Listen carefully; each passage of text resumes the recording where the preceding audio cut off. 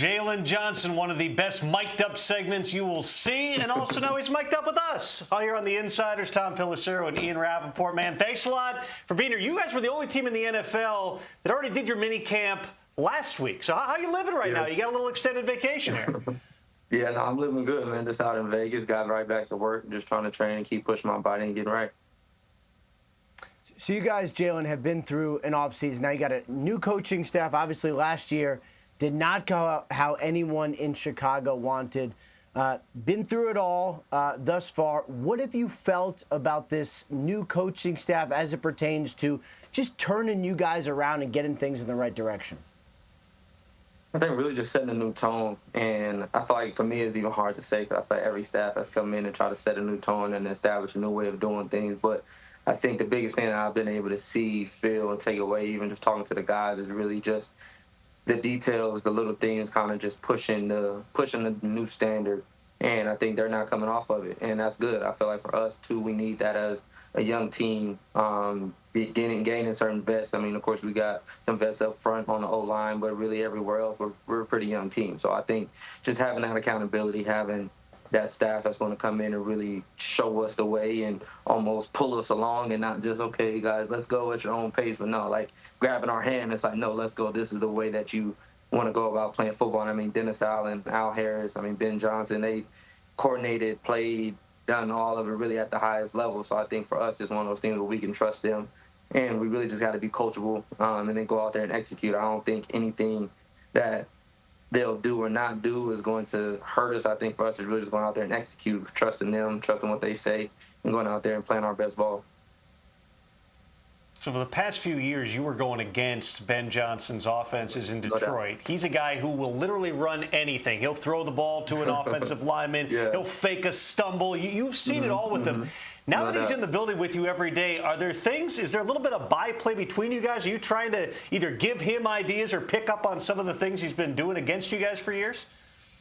Nah, honestly, it hasn't been too much of that. I think, too, for him, he's just trying to establish a new way of doing things on the offensive side of the ball, of course, with the elephant in the room being, I feel like, starting with Caleb. And I think, too, one thing that I really seen that was different from him is the first day he really came in and was like, you win based on your quarterback play. So I think just establishing that, I mean, that's something that we know as fans and being in the locker room and things like that. But I feel like as far as a coach coming out and saying that's the first time I've heard that. So I think him really just trying to keep his head low, establish the culture, establish the standard of doing things, and really just trying to take care, I feel like, and spearhead the Caleb development. But for the most part, I think every time I see him, we kind of just give that look like it's kind of weird being on the same team because we've been going at it for a long time. But I think really in practice and camp, it'll be really fun. So then we'll be able to really compete against each other.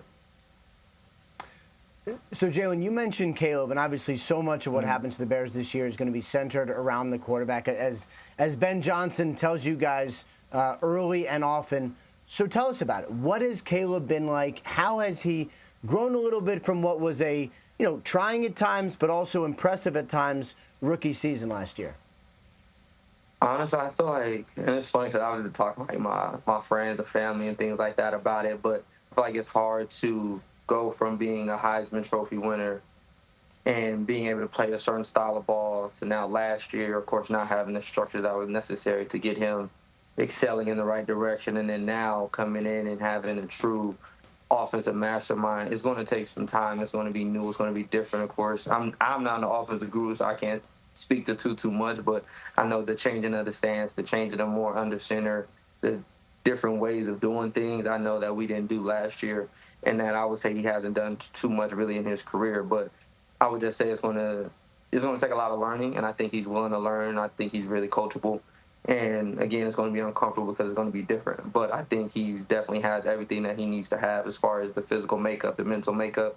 It's just going to be building down that old foundation, that old way of doing things, and then kind of reestablishing himself along with who he already is.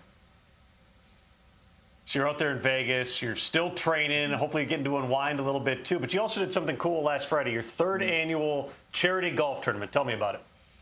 Oh, yeah. So my nonprofit, or one of my nonprofits, Kevin's Vision, we had a golf tournament. Really just a fundraiser for our initiative. I mean, my best friend was shot and killed back in 2021. So everything that we do is trying to build the community, help families, just all throughout that Fresno, California area, and really just trying to expand. But yeah, so Derek Carr showed up. It was big for him. He's from that area and went to Fresno State as well. So I got him to come out and really just brought the city together to be able to raise funds for the initiative of just really building underprivileged communities. So it was a really good turnout.